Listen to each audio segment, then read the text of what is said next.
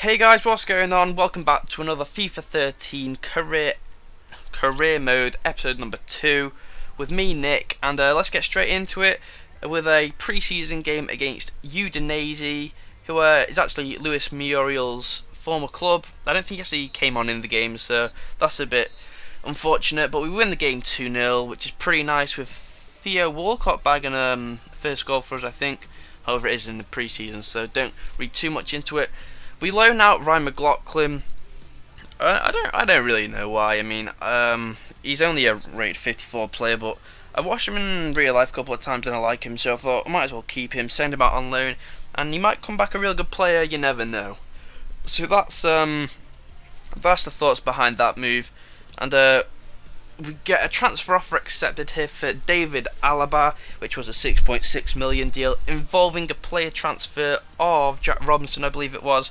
We offer him the contract he wants, so hopefully we should have a new left back, and then we've got a bit of depth in that position for once, which Liverpool have never really seemed to have the last few years or so, with Jose Enrique and Jose Enrique and David Alaba. That'd be a real nice cover for him. We draw 1-1 with Juventus, which, away from home with the squad we have at the moment, absolutely fantastic in my opinion. We're not really up there with the top clubs at the moment, so to get that kind of result, albeit in a pre-season friendly, it's good to see that we aren't too far behind and we have a chance of getting back up there, hopefully this season.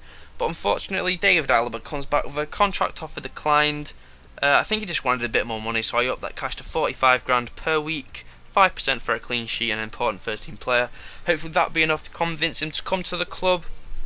I think I kind of forgot how little money Liverpool had at this stage. I think we only start with £16 million, which is kind of shit. And if you recall players from loan, that goes down to about 12 million. So I usually recall Andy Carroll and try and sell him on. But since he's been nerfed by FIFA down to a 77, he's only worth 5.5, so it's just not even worth risking the money at this moment. So Newcastle come in with an offer for Martin Kelly, who is on the transfer. He is transfer listed as I'd rather keep Andre Wisdom than Martin Kelly.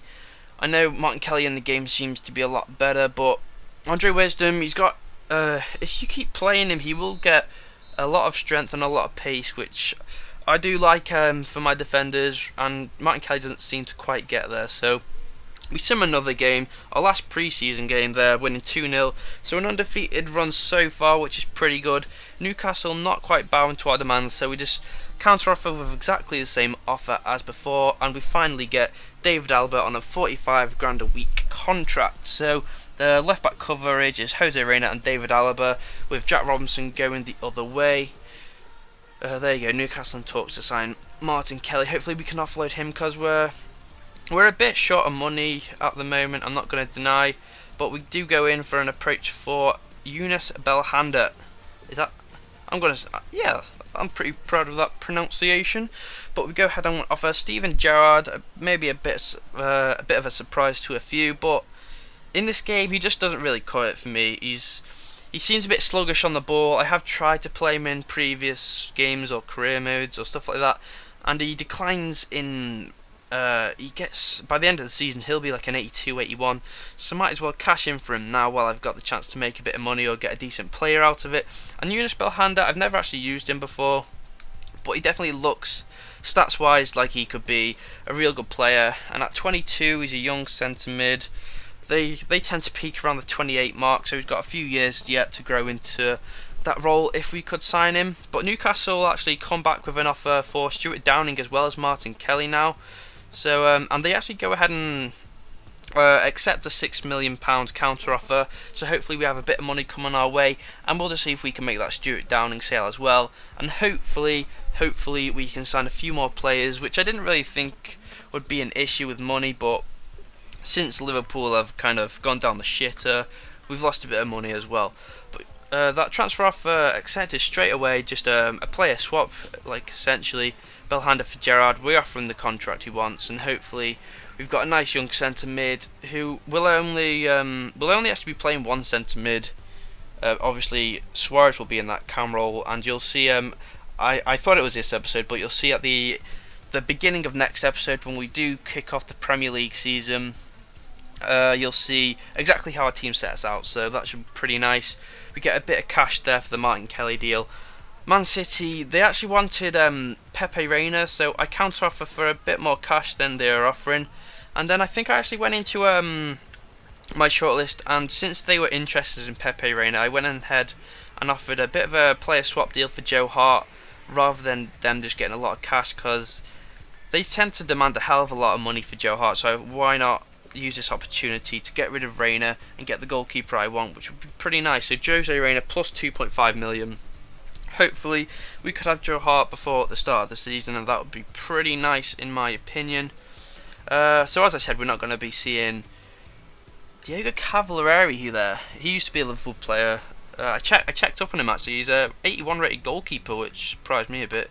And to give 5.5 million, that's pretty interesting. But Manchester City there, they didn't want to cough up 13 million for Pepe Reina. I don't know why they want him, to be honest. They got, in my opinion, one of the best goalkeepers in the world in Joe Hart. But since we raised that little bit of cash from the Martin Kelly sale, and I think Stuart Downing's gone. I'm not quite sure. I didn't see there, unfortunately, guys. Apologies for that. I go ahead and offer 5 million for Micah Richards. I know I have right backs in the form of Glenn Johnson and Andre Wisdom, but Micah Richards becomes a really nice player. So I thought if I can offload Glenn Johnson, have Micah Richards there instead, that'd be pretty good. And we do get Belhanda, as you guys just saw there. He's going to be a real nice signing, and I'm sure he'll grow into a really nice player.